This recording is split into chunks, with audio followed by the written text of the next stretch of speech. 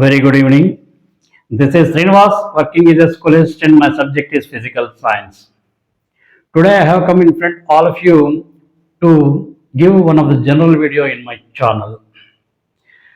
This video about one of the greatest and famous and valuable director from our Telugu film industry, that is Sri S.S. Rajamouli garu.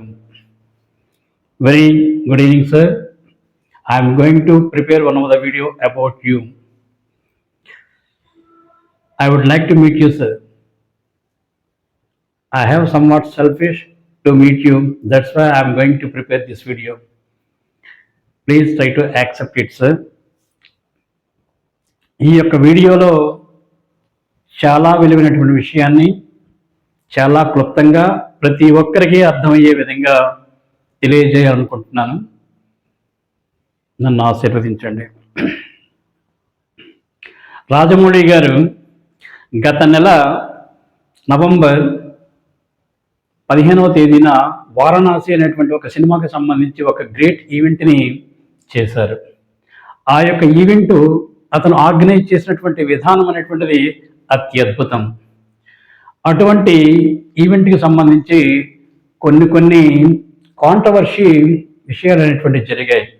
వాటి గురించి ముఖ్యంగా చర్చించాలనుకుంటున్నాను sir. Rajamouli గారు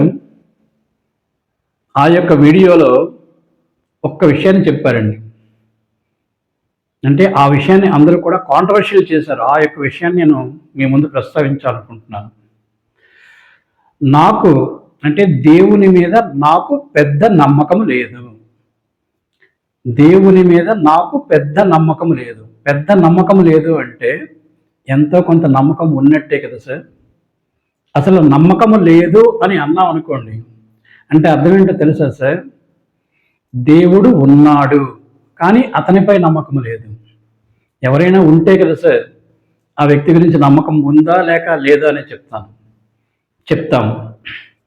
ఇప్పుడు అదే వీడియోలో మహేష్ బాబు కొంటిగా ఉంటాడు, కృష్ణుడికి బ్రహ్మాండంగా సూట్ అవుతాడు, కానీ రాముడికి సూట్ అవుతాడా లేదా అనేటటువంటి డౌట్ ఒక పక్క, అంతేకాకుండా అత్యద్భుతంగా సూట్ అవుతాడు అనేటువంటి నమ్మకం ఒక పక్క ఉండేది అన్నాం. అంటే మహేష్ బాబు మీద నమ్మకము ఉన్నప్పుడు మహేష్ బాబు ఉన్నాడు, మహేష్ బాబు మీద నమ్మకం లేనప్పుడు కూడా మహేష్ బాబు ఉన్నాడు. ఇక్కడ నేను చెప్పబోయే అంశం ఏంటండి అంటే, నమ్మకం అనేటువంటిది ఉన్నది లేనిది అనేటటువంటి కాన్సెప్ట్ చెప్పేటప్పుడు ఖచ్చితంగా అక్కడ ఒక పదార్థము లేక ఒక వ్యక్తి లేక ఒక వస్తువు లేక ఒక జీవ పదార్థం అనేటువంటిది ఖచ్చితంగా ఉండి ఉంటుంది సార్. బిలీఫ్ అనేటటువంటిది ఏంటండి అంటే నమ్మకం అనేటువంటిది మనం తెలుగులో చెప్తాం.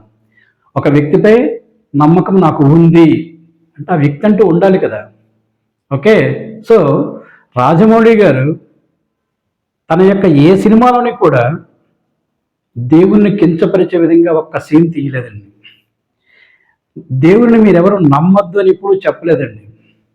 దేవుడు లేడు అనేటువంటి విషయాన్ని కూడా ఎక్కడా చెప్పలేదండి.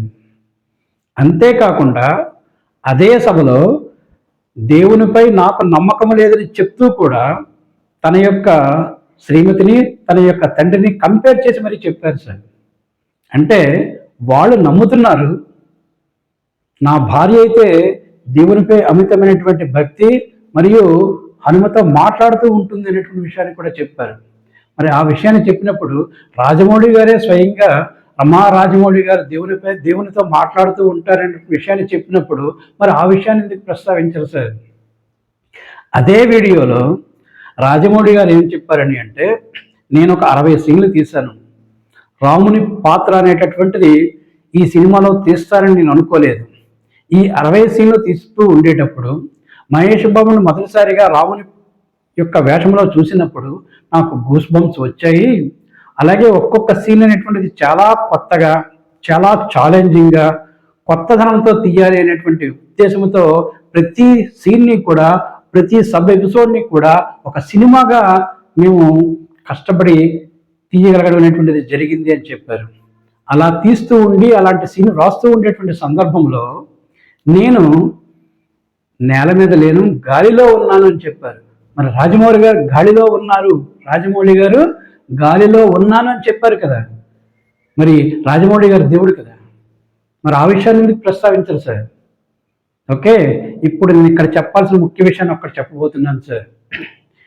దేవుడు ఉన్నాడా లేదా అనేటువంటి విషయాన్ని రాజమౌళి గారు చెప్పలా. దేవునిపై నాకు పెద్ద నమ్మకము లేదు అనేటువంటి విషయాన్ని ప్రస్తావించారు.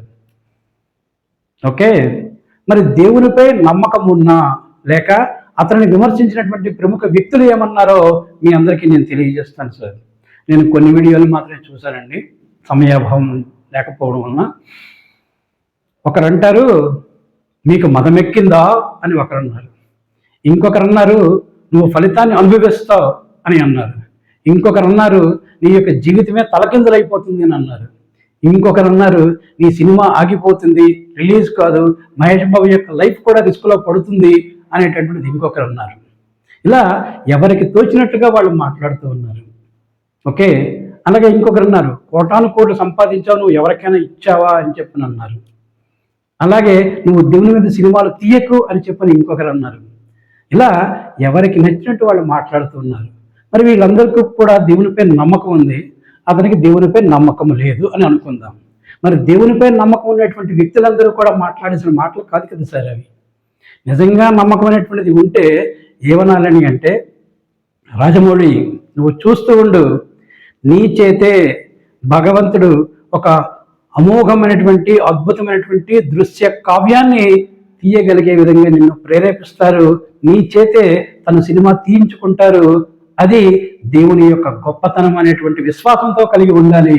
కానీ దేవునిపై నమ్మకం ఉంది అని చెప్పినటువంటి వాళ్ళు వీళ్ళేమో దేవుని యొక్క ప్రతినిధులైనట్లు అతను తన వృత్తినే దైవంగా భావించేటువంటి ఒక వ్యక్తి మీద అనేకమైనటువంటి కాంట్రవర్షియల్ చేస్తూ అనేకమైనటువంటి శాపనార్థం అనేటువంటిది పెట్టడం అనేటువంటిది ఈ దేవునిపై నమ్మకం అనేటువంటి వ్యక్తులు చెప్పినటువంటి మాటలు సార్. సో నేను చెప్పిన విషయం మీ అందరికీ కూడా చాలా క్లియర్గా అర్థమైంది అనుకుంటాను. స్వామి వివేకానంద గారు బాల్యంలో అతనిని నరేంద్ర దత్త అని పిలిచేవారు. ఈ నరేంద్ర దత్త చిన్నతనంలో నాకు భగవంతుని చూపించగలిగేటటువంటి వ్యక్తి ఎవరున్నారు, అటువంటి వ్యక్తిని నేను గురువుగా స్వీకరిస్తాను అని చెప్పని దేశాటనం చేశారని చెప్పని మనం కథల్లో చదువుకున్నాం. మరి అతను దేశాటనం చేస్తూ ఉండేటువంటి సందర్భంలో రామకృష్ణ పరమహంస గారు అనేటువంటి ఒక వ్యక్తి అతనిని చూసి అతని యొక్క ప్రశ్నకి సమాధానం నేను చెప్తానని చెప్పని అతన్ని శిష్యునిగా స్వీకరించి అతనికి దైవత్వాన్ని ప్రసాదించి దైవాన్ని చూపించి మన యొక్క హిందూ దేశం యొక్క గొప్పతనాన్ని ప్రపంచానికి చాటు చెప్పగలిగేటువంటి వ్యక్తిగా తయారు చేసినటువంటి వ్యక్తి శ్రీ రామకృష్ణ పరమహంస గారు. ఇది కలికాలంలో కదా సార్ జరిగింది. సో ఈ కాలంలో రామకృష్ణ పరమహంస గారు లాంటి గురువు లేరు, స్వామి వివేకానంద గారు లాంటి శిష్యులు కూడా లేరు. ఓకే సార్, ఇక దేవునిపై నమ్మకం లేదు అని చెప్పని చాలా మంది చెప్తున్నారు, దేవుడు అసలు లేడు అనేటువంటి విషయాన్ని చాలా మంది నాస్తికులు చెప్తూ ఉన్నారు. సార్, బ్రహ్మర్షి విశ్వామిత్ర తపస్వి.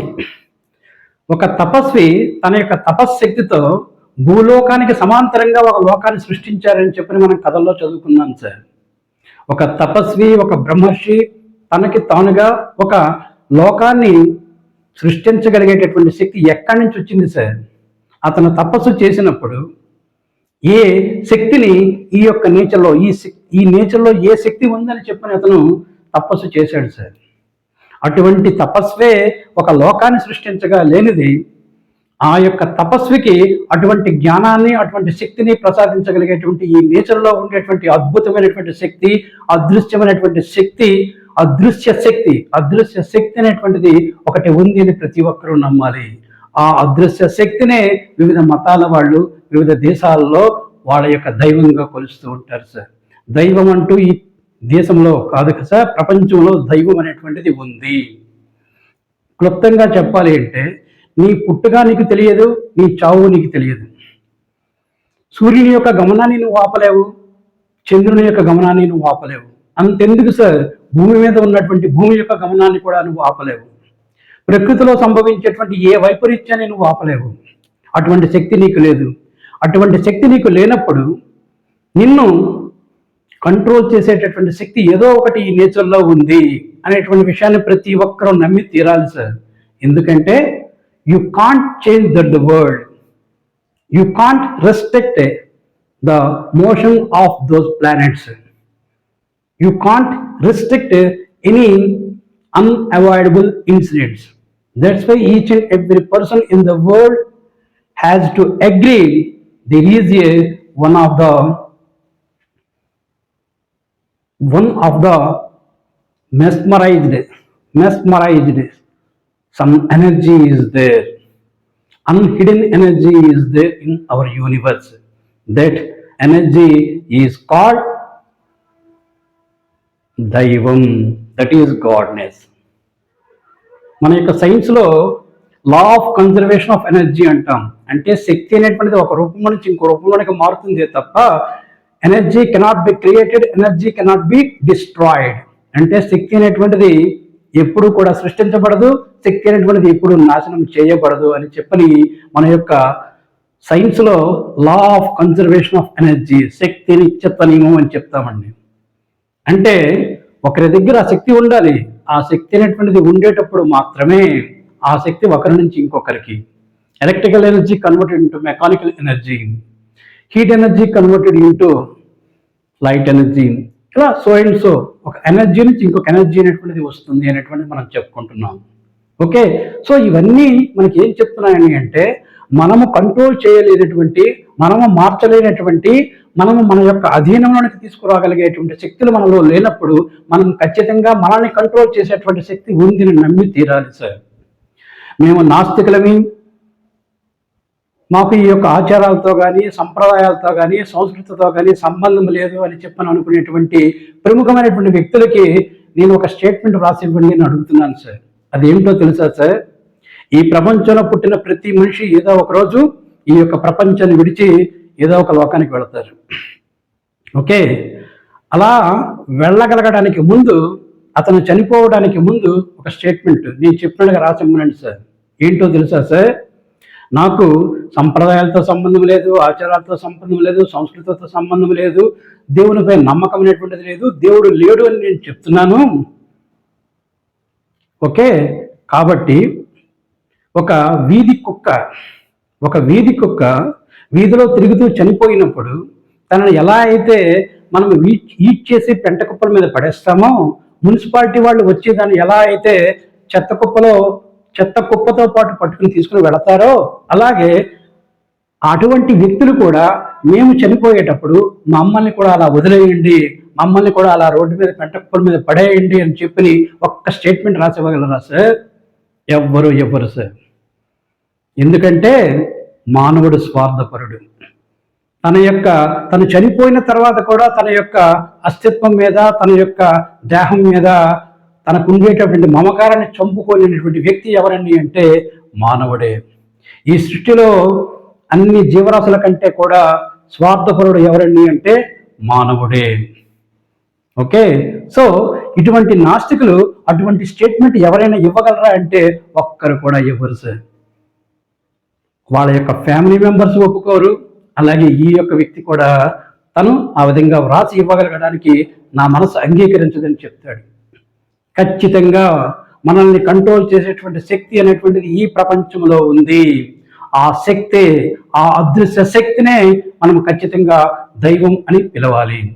ఇక్కడ నేను చెప్పే ముఖ్యాంశం ఏంటండి అంటే దేవునిపై నమ్మకం లేదు, నా వృత్తే నాకు దైవం, నేను ఈ యొక్క వృత్తినే అకుంఠిత దీక్షతో పరిశ్రమిస్తూ నా యొక్క నైపుణ్యము ద్వారా, నా యొక్క వృత్తి ద్వారా ప్రజల్ని రంజింపచేస్తూ నా యొక్క జీవితాన్ని కొనసాగిస్తాను. నేను అనుకున్నటువంటి లక్ష్యాన్ని, అంటే ప్రపంచంలో నేను ఒక మీటి డైరెక్టర్ నేను చెప్పుకోగలిగే విధంగా నేను ఎదగగలుగుతాను అనేటువంటి దృక్పథంతో అతను ఎదుగుతూ ఉన్నాడు. అతని యొక్క కృషి అనిర్వచనీయమైనటువంటిది సార్.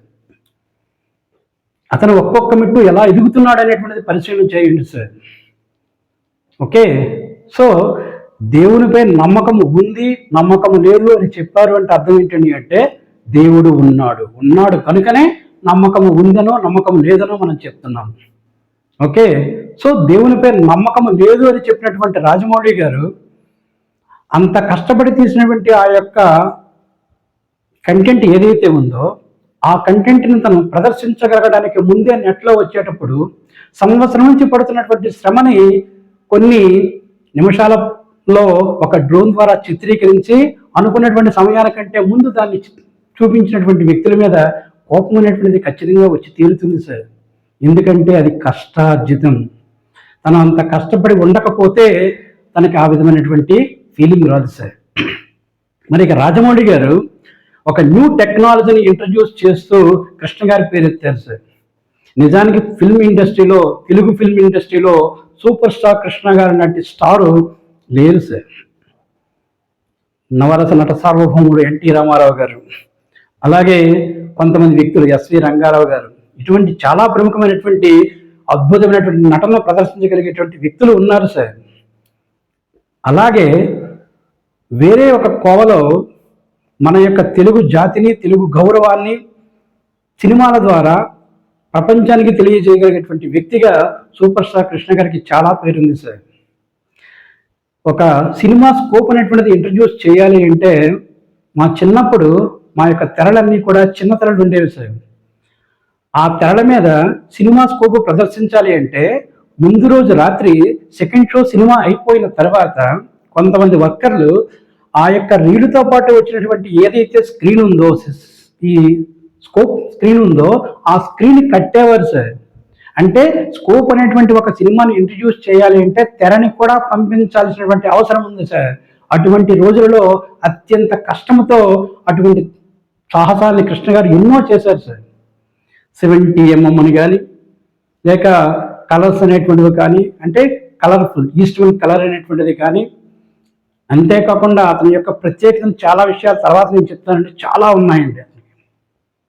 ఓకే, రాజమౌళి గారు ఈ యొక్క సినిమా గురించి చెప్తూ that is premium large scale format, premium large scale format filmed for IMAX అని చెప్పారు. సో ఈ యొక్క తెర అనేటటువంటిది, ఈ తెర నింపుగా ఈ యొక్క సినిమా రావాలి అంటే this is one of the new technology. మనం నిజంగా ఐమాక్స్ సినిమాలో ఐమాక్స్లో చూసినటువంటి తెర అనేటువంటిది పూర్తిగా రాదు. మనం బాహుబలి లాంటి కొన్ని సినిమాలను మనం ప్రదర్శించేటప్పుడు వాటిని మళ్ళా కూడా షూట్ చేసి దాన్ని ఐమాక్స్ తెరకు సంబంధించిన విధంగా మేము దాన్ని ప్రిపేర్ చేయగలిగాము. అది రియల్ ఐమాక్స్ అనేటువంటిది కాదు. కానీ రియల్ ఐమాక్స్లో ఐమాక్స్ తెర అనేటువంటిది ఏదైతే ఉందో అంత తెర మీద ఒక స్క్రీన్ అనేటువంటి దాన్ని ప్రవేశపెట్టగలగడం అనేటువంటిది it is one of the new technology and that I'm going to introduce that technology in our Telugu film industry and also in our country. So that is the action is going to be taken by the great director Rajamouli garu sir. So నేను చెప్పబోయే అంశంలో ఉండేటువంటి content ఏంటని అంటే అతను తప్పుగా మాట్లాడలేదు, కానీ అతను తప్పుగా మాట్లాడారని చెప్పని మాట్లాడినటువంటి వ్యక్తులు ఎవరైతే ఉన్నారో వీళ్ళందరూ కూడా తప్పుగానే మాట్లాడారు సార్. అలాగే దేవుడు లేడు అనేటువంటి వ్యక్తులు ఎవరైనా ఉన్నారు అంటే నేను ఖచ్చితంగా చెప్పినటువంటి విధంగా స్టేట్మెంట్ ఒక్కరిని ఇమ్మని చెప్పండి సార్, ఒక్కరు కూడా ఇవ్వరు సార్. మన యొక్క ఆలయాలు తెల్లవారి 3 గంటలకే కొన్ని ఆలయాలు మేలుకుంటాయి సార్. ఆ ఆలయాల్లో గుడి గంటలు మోగుతూ ఉంటాయి. వాళ్ళందరికీ పని పాటలు ఏమనుకుంటున్నారా సార్? ఇక్కడ మనందరినీ నడిపించగలిగేటువంటి ఒక అదృశ్య శక్తి అనేటువంటిది ఉంది. ఆ శక్తిని మనం ఖచ్చితంగా గౌరవించి తీరాల్సిందే. ఆ శక్తినే మన హిందువులు దైవం అని పిలుస్తారు. అలాగే ముస్లిమ్స్ ఖురాన్ చదువుతారు, అల్లా అని పిలుస్తారు. క్రైస్తవులు బైబిల్ చదువుతూ ఉంటారు, యేసు ప్రభువుగా వాళ్ళు కొలుస్తూ ఉంటారు. ఇలా రకరకాలుగా వేరు మతాల వాళ్ళు వాళ్ళ యొక్క దైవాన్ని కొలుస్తూ ఉంటారు సార్. ఆ యొక్క దైవాలు అందరూ కూడా అదృశ్య శక్తులే. సో వాళ్ళందరి గురించి మనము మన యొక్క భావితరాలకి చెప్పవలసినటువంటి అవసరమైనటువంటిది ఉంది. రాజమౌళి గారు, ఈ యొక్క వీడియో మీ గురించి నేను చేస్తున్నప్పటికీ కూడా నాలో కూడా ఒక స్వార్థం ఉంది సార్. మిమ్మల్ని కలవాలి అనేటువంటి ఒక ఆశయం నాకుంది. నా యొక్క మైండ్లో ఉండేటువంటి ఒక కళని సాకారం చేసుకోగలగడానికి నాకు కొంతమంది వ్యక్తుల సహకారం కావాలి. అలా సహకారం అందించగలిగేటువంటి వ్యక్తులలో మీరు కూడా ఉన్నారు. అందుకని ఈ యొక్క వీడియోని నేను ప్రిపేర్ చేయగలగడానికి పూనుకున్నాను. దయచేసి ఏదైనా తప్పు మాట్లాడి ఉంటే నన్ను మన్నించండి. నా యొక్క ఫోన్ నెంబర్ 9985749578 9985749578. మీకు ఏదైనా సరే తీరిక సమయంలో ఖాళీ దొరికినప్పుడు ఒక్కసారి ఈ యొక్క సామాన్యుడితో మాట్లాడగలగడానికి ప్రయత్నించండి సార్. ఒక 45 మినిట్స్ కలిగి ఉండేటువంటి ఒక అద్భుతమైనటువంటి స్క్రిప్ట్ని నా యొక్క అభిమాన హీరో అయినటువంటి సూపర్ స్టార్ కృష్ణ గారి తనయుడైనటువంటి శ్రీ మహేష్ బాబు నేటి సూపర్ స్టార్ ద్వారా ప్రపంచానికి అందించాలి అనుకుంటున్నాను. ఇది నా యొక్క కళ. నా యొక్క కళని సాకారం చేసుకోగలగడానికి నా యొక్క సర్వశక్తులు వడ్డుతున్నాను సార్. దయచేసి నాకు ఒక అవకాశాన్ని ఇప్పించగలరని ఆశిస్తూ, ఏదైనా తప్పుగా మాట్లాడి ఉంటే నన్ను మన్నిస్తారని ఆశిస్తూ, సర్వే జనా సుఖినో భవంతు. ఉంటాను సార్. Thank you.